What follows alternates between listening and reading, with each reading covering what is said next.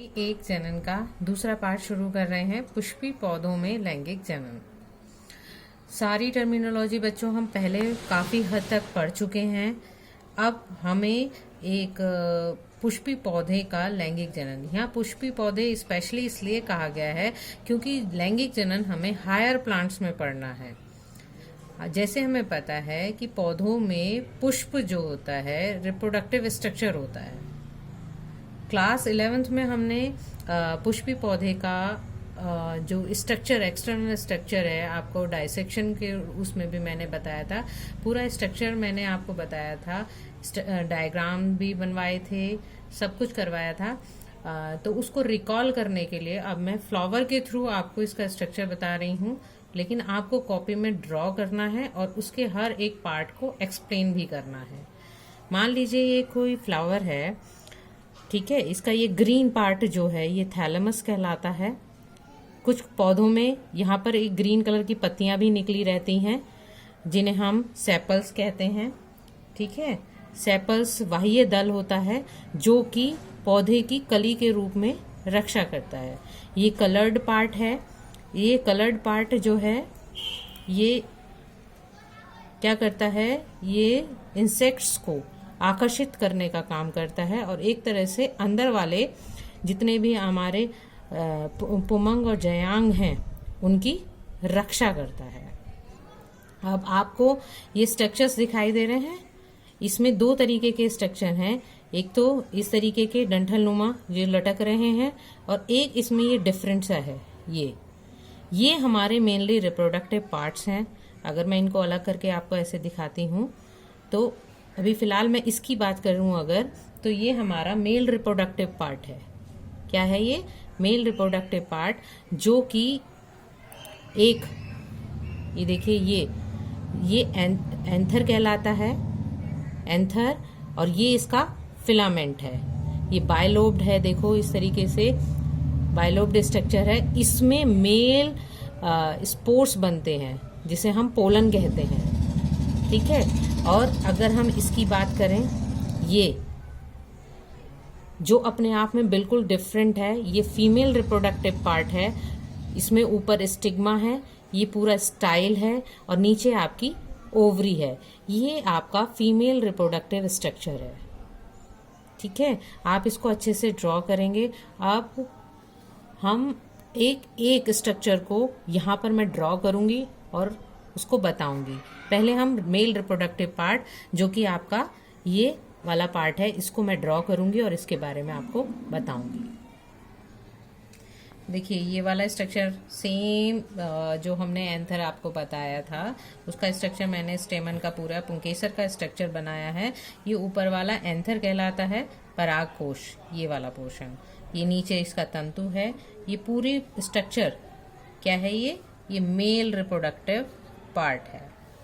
ठीक है, male reproductive part. और ये जो मैं प्रोसेस बता रही हूँ, ये जो लंबा प्रोसेस जा रहा है मेल रिप्रोडक्टिव पार्ट का, मैंने कल की वीडियो में आपको बताया था कि उसे क्या कहते हैं, माइक्रोस्पोरोजेनेसिस।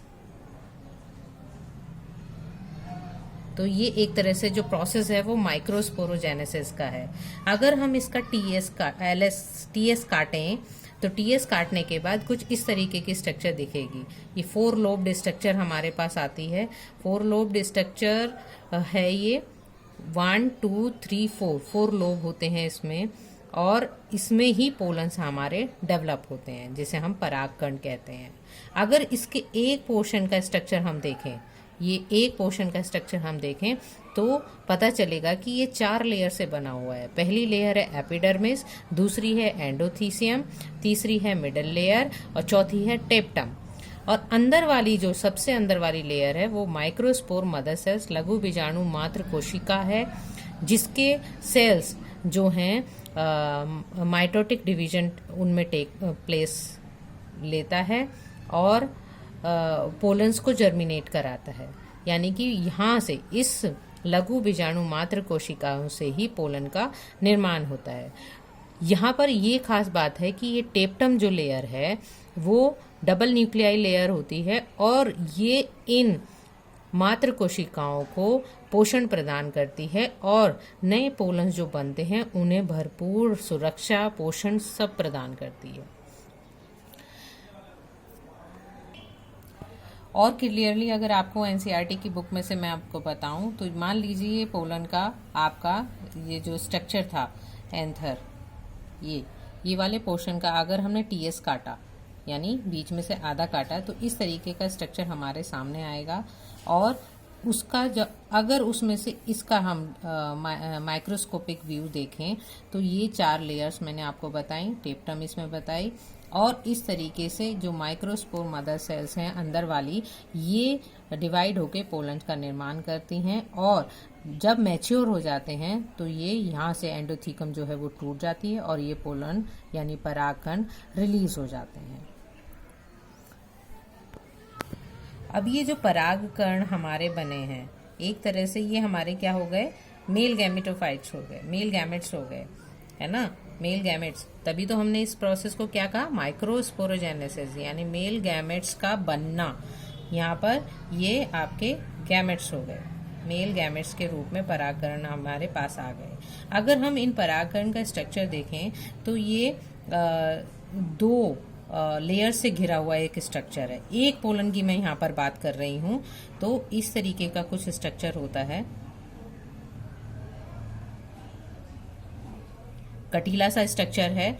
ये बाहर वाली लेयर जो है एक्साइन कहलाती है और अंदर वाली लेयर एंटाइन कहलाती है, ठीक है। और ये एक जगह से ये स्ट्रक्चर थोड़ा सा फोल्ड आउट होता है, इस स्ट्रक्चर को हम जर्म पोर कहते हैं। यहाँ पर एक्साइन का अपने आप में बहुत बड़ा रोल है क्योंकि ये स्पोरो पोलिनिन नामक प्रोटीन से बनी हुई होती है जो कि बहुत अपने आप में रेजिस्टिव एलिमेंट होता है, बहुत हार्ड होता है। इसको गलाना, इसको नष्ट करना, इसको ये कहा जाता है कि ये नष्ट होता ही नहीं है।